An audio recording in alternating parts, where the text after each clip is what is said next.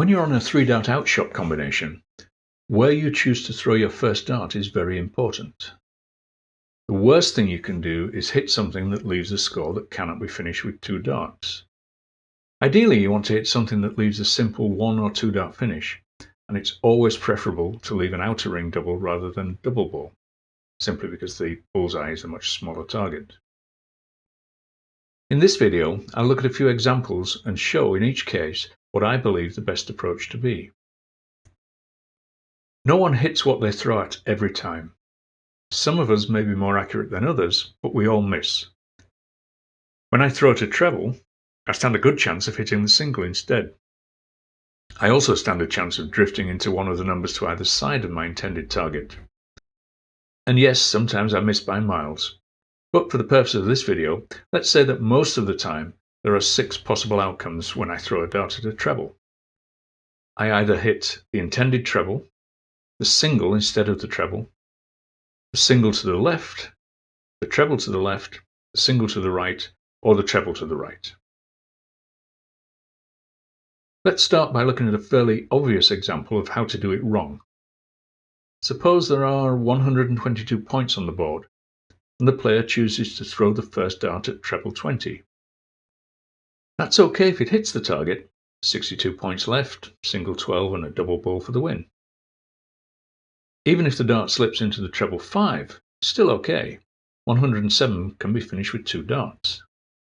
But any of the other surrounding numbers are dead ends, in so much as they don't leave a 2-dart finish.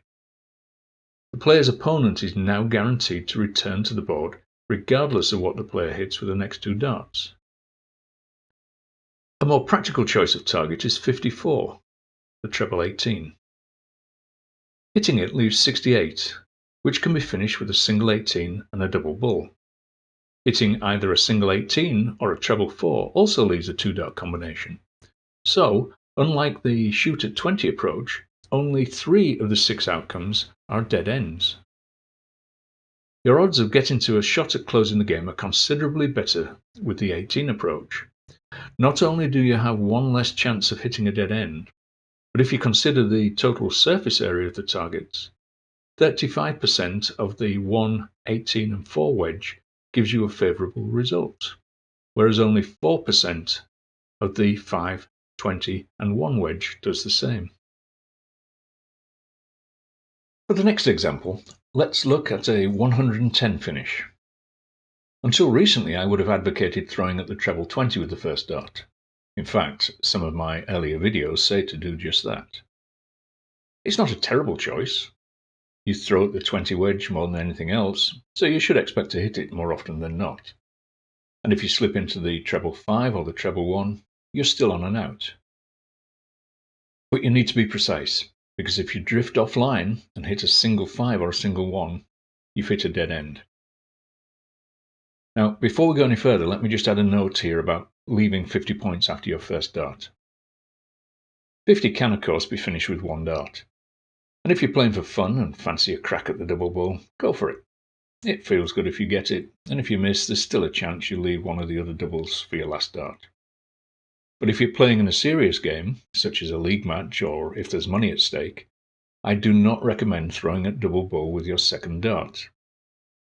It's the smallest target on the board, and if you miss it, the odds are against you getting a chance at a double with your third dart.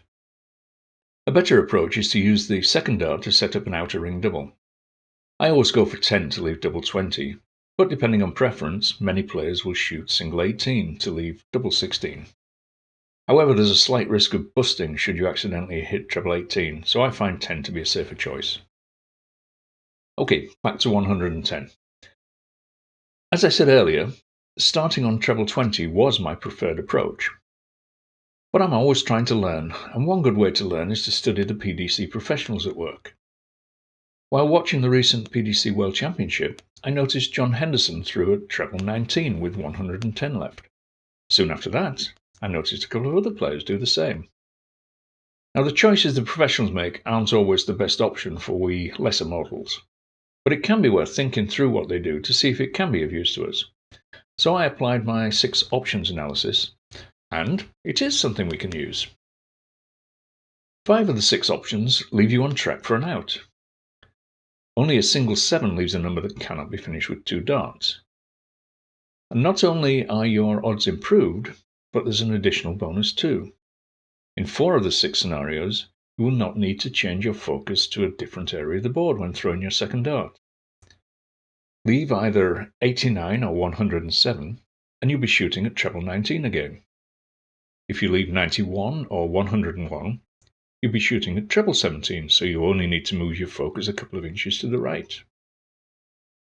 I've had success with this approach a few times recently, and I really like it. While watching the professional players on television, I also listen carefully to what the more knowledgeable commentators have to say. On one such occasion, the conversation concerned a 104 outshot. My preferred approach had always been to throw at the treble 18.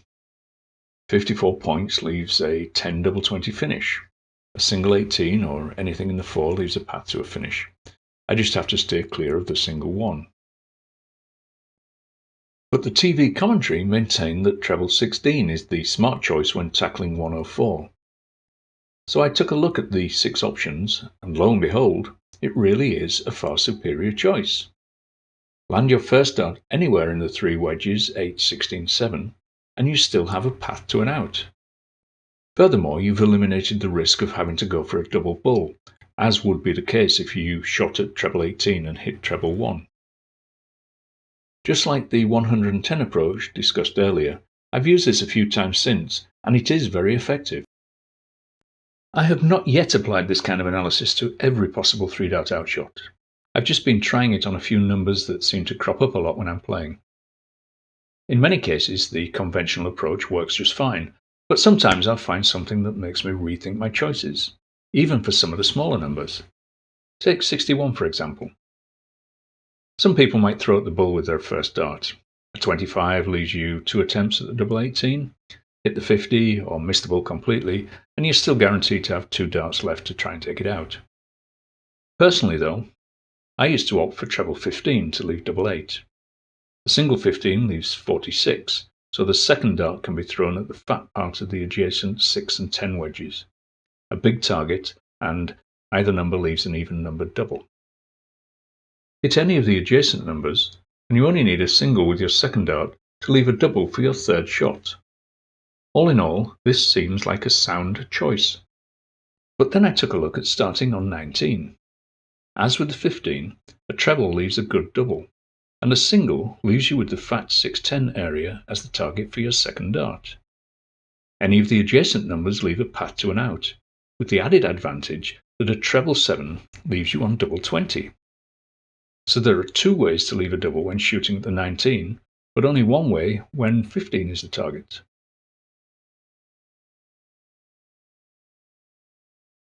Take a look at this plot for the number 107. I'll give you a few seconds to study it.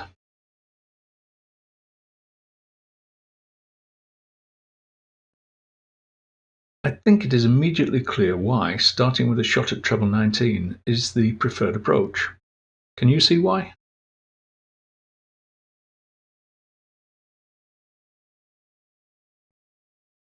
Hit the single 1 or the single 5 and you have no 2-dart out. Shoot at the 19 and anything in the 7-19-3 wedge leaves a path forward. Try the analysis for yourself. Do it for the 18, maybe even the 17 and the 16. Do they have dead ends? What about 14, that good old power wedge number? Would it make a good target for your first dart?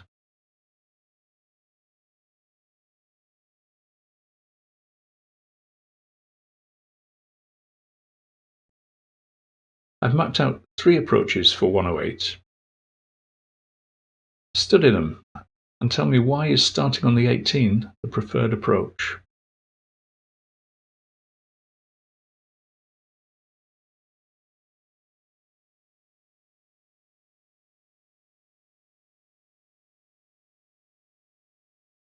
Finally, I'll leave you with something to chew on.